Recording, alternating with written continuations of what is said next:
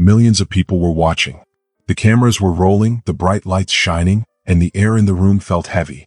It was the kind of silence that made people hold their breath, waiting for something big to happen. The host was a well-known man. He had spent years on TV, inviting guests, making them feel comfortable, then suddenly asking them a tricky question. His goal was always the same: to make them nervous, to catch them off guard, to make them say something they didn't mean. But tonight, his guest was Usha Vance. And Usha was not just any guest. She wore a simple but elegant navy blue blazer. She looked calm, smart, and confident. There was something about the way she sat, the way she held herself, that made people pay attention. She wasn't just another person on TV. Usha was a lawyer. Not just any lawyer. She had gone to Yale, one of the most important schools in the country. She had been in many difficult situations before. She had argued complicated cases, stood in front of powerful people, and held her own. But this time was different. This was live television. The interview had been going smoothly. They talked about her career, about politics, and of course about her husband, Senator J.D. Vance. The questions were expected, the conversation moving along without surprises. Until now. The host leaned forward. He rested his elbows on the desk, tilted his head slightly, and let a small smirk creep onto his face. He was ready. He had planned this moment. His voice sounded casual, like he was just asking an innocent question. But there was something sharp in the way he spoke. "Do you ever regret marrying J.D. Vance?" His words landed like a heavy rock in the middle of the conversation. The air in the room changed instantly. This wasn't just a question. This was a trap. A trick. The host wanted her to say something bad about her husband. Or maybe he wanted to make her feel uncomfortable, to force her into defending her own marriage in front of millions of people. Some people in the audience gasped softly.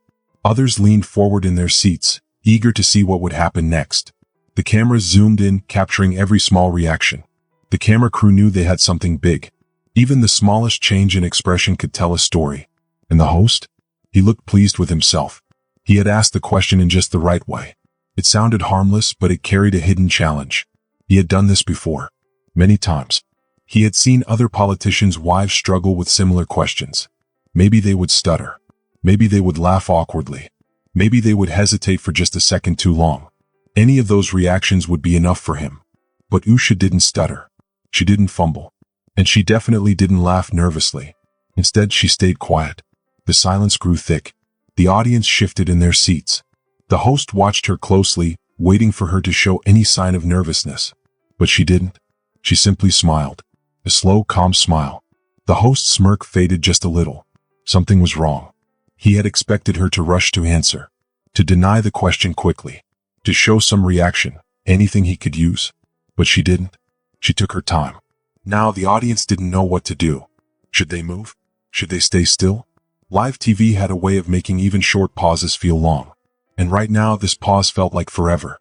Finally, Usha took a deep breath. She looked at the host. Not with anger. Not with embarrassment. With amusement. Like she found this funny. "Regret," she said. Her voice was calm, steady. It sounded like she had just been asked if she regretted eating breakfast that morning. The host blinked.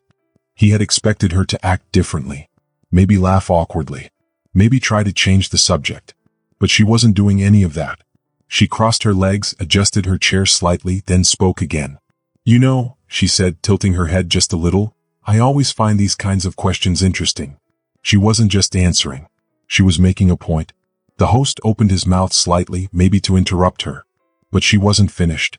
"I could sit here and tell you all the reasons why I love and respect my husband," she continued. "I could talk about the values we share. About how he supports me. About how we've built a life together." She paused. Then smiled again. "But I don't think that's the answer you're really looking for, is it?" The host's face changed for a split second. A tiny flicker of something, surprise, maybe even doubt. And the camera caught it. That small shift in his expression told the audience everything. The host had walked into this moment thinking he was in charge. But now he wasn't. And everyone watching could feel it. He shifted in his chair, trying to regain control. "Well, I was just curious," he said. "Were you?" Usha asked smoothly. She still looked calm. Still in control. "Because, forgive me if I'm wrong, but..." She paused for just a moment. "I don't think I've ever seen a male politician's wife get asked this question on live television." The audience murmured. Some people raised their eyebrows. Others turned to the person next to them, whispering. The host blinked again. I he started to say. But Usha didn't let him finish. It's interesting, isn't it? She said lightly. Women in politics, whether we are the ones in office or married to someone who is, are always asked if we regret our choices. But I don't remember ever seeing a man sit in this chair and get asked if he regrets supporting his wife. Now the audience was fully engaged. The host forced a small smile. Well, I just thought, given some of his views. Usha tilted her head again. Ah, she said. So that's what this is really about. And just like that, she had flipped the conversation. The host realized, too late, that he had lost control. But Usha was just getting started. He cleared his throat and shuffled his papers, trying to recover. But he wasn't used to being on the defensive. Usha, on the other hand, she looked completely at ease. No notes, no script, just her confidence, and full control of the moment. She leaned forward a little, looking straight into his eyes. Let me ask you something, she said. Her voice was calm but serious. Would you ever ask Michelle Obama if she regrets marrying Barack? There was a short silence. The host opened his mouth, but no words came out. The audience reacted right away. Some chuckled quietly. A few murmured. They knew what she was doing. She wasn't just answering. She was showing the unfairness in the question. The host finally spoke, but his voice wasn't as strong as before. Well, I mean, that's not really the same. Isn't it? Usha interrupted smoothly, raising an eyebrow. Because when a woman stays with a man who doesn't agree with the media's ideas, people think it's a problem. But when it's the other way around, they call it a love story. Interesting. Now the audience was fully paying attention. The host tried to laugh it off. I was just giving you a chance to speak for yourself, that's all. Usha didn't blink. And I appreciate that, she said with no sarcasm, just a steady, direct voice. But I also know when I'm being asked a tricky question. The audience murmured again. The host's confident smile was gone. Usha wasn't finished. She sat comfortably in her chair while the host looked unsure. I don't regret marrying my husband, she said, her voice firm. I'm proud of our life. I'm proud of his work just like he's proud of mine. And if the question is whether I support him even if we don't agree on everything, then let me ask you something. She paused for a second. Do you agree with every single thing your spouse has ever said or believed? The host took a sharp breath. His expression changed just a little, but Usha noticed. I mean, that's different, he said quickly. She tilted her head. How? No answer. The audience turned to him, waiting. Usha smiled slightly. Her voice was calm. Because if we expect every couple to agree on everything, then we'd have to question a lot of people. But we don't. We only do it when it fits a certain story. The host glanced at his producers, looking for a way to take control again. But it was too late. Usha had taken over the conversation. And the audience knew it. What happened next made things even worse for the host. He let out a short breath and forced a laugh. Well, I wasn't trying to say. Oh, I know exactly what you were trying to do, Usha said, still calm but sharp enough to make him shift in his seat. It just didn't work. The audience burst out laughing. Some clapped. A few even whistled. The host, who had started this interview feeling in charge, was now struggling. He looked down at his notes, flipping through them like he was searching for something to say. But it didn't matter anymore. He had already lost. Usha leaned back in her seat, waiting. She wasn't going to make this easy for him. Finally, he looked up and gave another fake smile. I just think that when someone's spouse has strong political views, people are naturally curious about how that affects the marriage. Usha nodded. Oh, absolutely. Just like how people were curious about Bill and Hillary Clinton's marriage when they disagreed on policies. She paused, pretending to think. Or when John Kerry's wife spoke out against his campaign. Oh wait. She trailed off.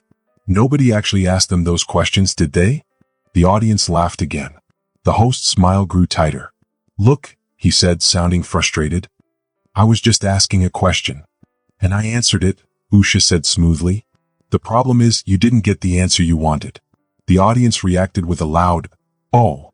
A camera operator was trying not to smile. The energy in the room had completely changed. The host knew it. He could try to move on, but it was too late. People would talk about this moment. And they did. By the time the interview was fully shown on TV, clips of Usha's response were already all over the internet. On Twitter, people were talking about it, some praising her for standing her ground, others trying to defend the host. Memes popped up. Screenshots of the host's surprised face were everywhere. Even people who usually didn't agree with Usha admitted she handled the moment with confidence and intelligence. The TV network saw what was happening. They quickly posted a clip of the interview on YouTube, but they edited it carefully to make it look like just a heated discussion, not a clear win for Usha. But it didn't matter. People had already seen the full, unedited version, and most agreed. Usha Vance had just delivered one of the sharpest, most powerful interview moments in recent history. And the host? His name was trending too, but not for the reason he had hoped. What happened next made everything even bigger. Right away, people started talking about it. News channels rushed to say what they thought. Each one told the story in their own way. Some news stations that liked Usha said she handled the tough question really well. They called it a great example of staying calm under pressure. They also said it showed how unfair the media can be. Other news stations, the ones that didn't really agree with Usha, tried to say the moment wasn't a big deal. Some said the question wasn't mean, just misunderstood. Others said Usha didn't really answer but just avoided the topic. But none of that mattered. The video was everywhere. People shared clips on Twitter, Facebook, Instagram, and even TikTok. Someone even added music to her best moments and showed the host looking shocked in slow motion. In just one day, the video had millions of views. Even politicians started talking about it. Some people from the Democratic Party stayed quiet because they didn't want to deal with the mess. Others tried to say that people were only mad because Usha's supporters made a big deal out of it. On the other hand, Republicans quickly turned this moment into something huge. They said Usha's answer was proof that the media was unfair. Many famous politicians, TV hosts, and social media stars cheered for her. But the most important reactions came from regular people. Under the video, in the comments, people shared their thoughts. Many weren't even into politics, but they had felt treated unfairly in their own lives. Women especially understood what Usha was saying. One person wrote, "This isn't about politics. People have questioned my choices too just because I don't do what they expect. Good for her for standing her ground." Another wrote, "She didn't yell. She didn't get mad. She just calmly showed the host was wrong. That's how it's done." And someone else said, "It doesn't matter what side you're on. Asking a woman if she regrets her marriage just because her husband has strong opinions is rude." Then, writers and reporters started making long posts about why the video was so powerful. Some said it was about staying loyal to your family, even when people try to test you. Others thought it was about how women are treated unfairly in interviews. A few tried to say that Usha only won because she knew how to argue like a lawyer. But most people didn't believe that because the truth was simple. The host asked a tricky question and Usha handled it perfectly. The news company that employed the host was in a tough spot. They had planned for this to be a normal interview. But now it had turned into a huge viral moment.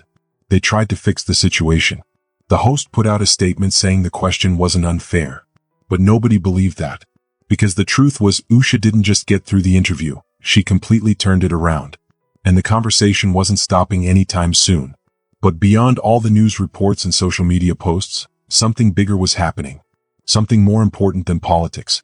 As the internet kept buzzing, Usha Vance stayed the same. She was calm. She didn't argue with people online.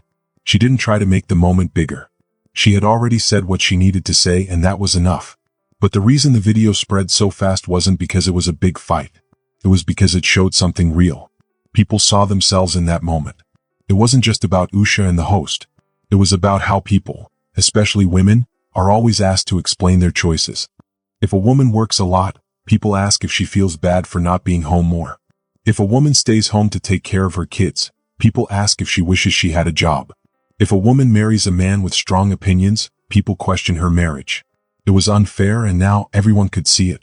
And Usha didn't just answer the question. She showed why the question itself was a problem. That's why the video spread so fast.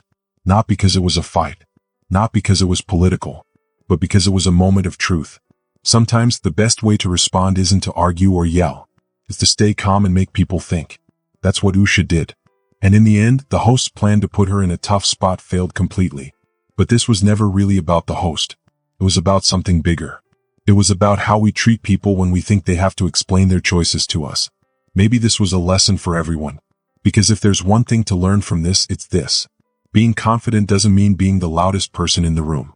It means knowing when to speak, and when to let the truth speak for itself. Usha Vance didn't just do well in an interview. She changed the conversation. And no headline can take that away. If you enjoyed this story, share your thoughts in the comments below. I'd love to hear what you think. Don't forget to subscribe for more amazing stories filled with adventure, mystery, and excitement. Your support means the world and it helps keep these stories coming. Thanks for watching, and I'll see you in the next video.